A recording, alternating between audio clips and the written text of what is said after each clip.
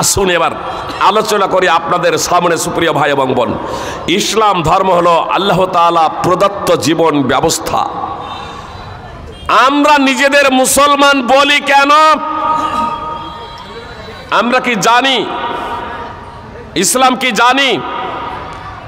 সুপ্রিয় ভাই এবং বোন, ইসলাম কি জানি? কে বলবেন ইসলাম কি? ইসলামের সংজ্ঞা কে দিবেন বলেন?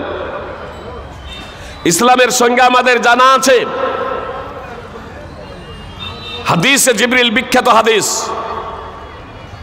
আবু হুরায়রা রাদিয়াল্লাহু তাআলা আনহু বর্ণনাকারী, সহিহ বুখারী হাদিস নম্বর 50 এবং 4777, সহিহ মুসলিম হাদিস নম্বর 9 এবং 10, উমর রাদিয়াল্লাহু তাআলা আনহু সূত্রে হাদিস বর্ণিত আছে, সহিহ মুসলিম হাদিস নম্বর 8, আবু দাউদ, তিরমিজি, ইবনে মাজাহ, নাসাই বিভিন্ন গ্রন্থে এই হাদিস বর্ণিত আছে।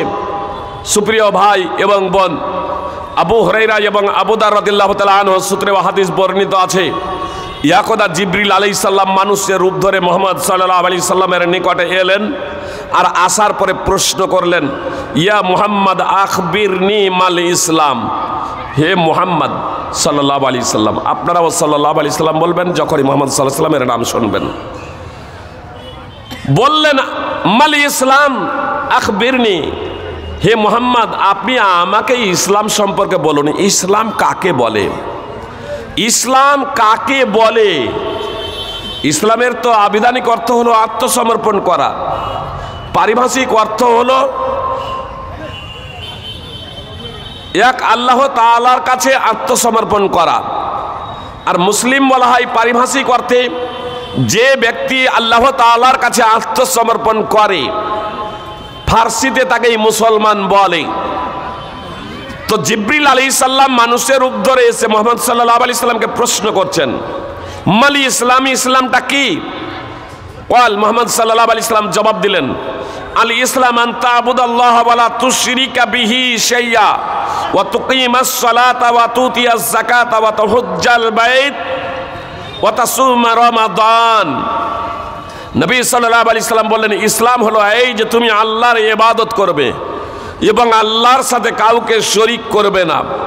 সুপ্রিয় ভাই এবং বোন, বললেন আল্লাহর ইবাদত করবে এবং আল্লাহর সাথে কাউকে শরীক করবে না। ওয়া তুকিমাস সালাহ, এবং সালাত কায়েম করবে, নামাজ আদায় করবে। ওয়া তুতিয়াজ যাকাত, যাকাত আদায় করবে। ওয়া তাহুজ্জাল বাইত, এবং হজ করবে। ওয়া তাসুমা রমাদান, এবং রমজান মাসের সিয়াম পালন করবে, রমজানের রোজা রাখবে।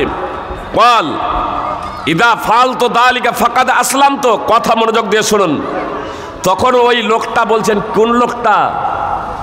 ওই ফেরেশতা জিবরিল, যিনি মানুষের রূপ ধরে এসেছেন মুহাম্মদ সাল্লাল্লাহু আলাইহি সাল্লামকে বলছেন যে আমি যদি এই 5টি কাজ যদি করি, আমি যদি এই কাজ যদি করি, যে আল্লাহর সাথে আল্লাহর ইবাদত করব, তার সাথে কাউকে শরীক করব না,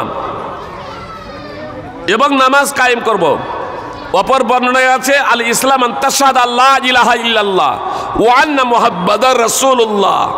এই অংশটুকু হয় যে তুমি সাক্ষ্য দেবে আল্লাহ ছাড়া সত্য কোনো উপাস্য নাই এবং মুহাম্মদ সাল্লাল্লাহু আলাইহি সাল্লাম আল্লাহ তাআলার রাসূল।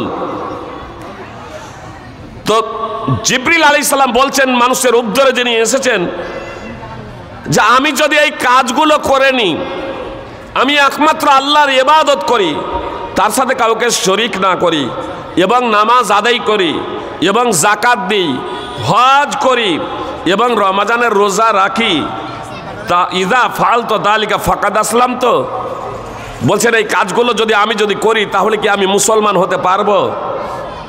কি বলছেন? আমি মুসলমান হতে পারবো?